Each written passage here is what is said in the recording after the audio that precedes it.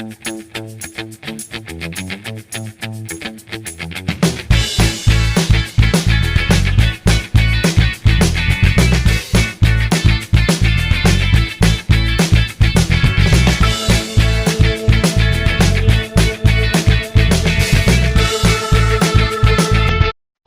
రఘు తన తండ్రితో కొండ ప్రాంతంలో నడుస్తూ వెళ్తున్నాడు.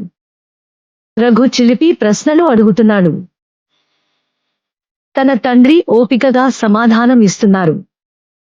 అంతలో రఘు ఒక రాయి తగిలి కింద పడిపోయాడు. ఆ దెబ్బతో అమ్మా అంటూ అరిచాడు. తన అరిచిన శబ్దం కోళ్లలో ప్రతిధ్వనిగా రావడం గమనించాడు. ఆశ్చర్యంతో ఎవరు నువ్వు అని అడిగాడు. అది మళ్లీ వినిపించింది. మళ్లీ నీకు ధైర్యం ఉందా అని అడిగాడు. అది మళ్లీ అతనికి వినబడింది.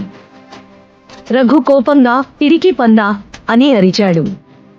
అది మళ్లీ ప్రతిధ్వనిగా వినబడింది. మరింత తెలుసుకోవాలని తండ్రిని అడిగాడు. తండ్రి నవ్వుతూ కొంచెం ఓపిక పట్టు అన్నారు.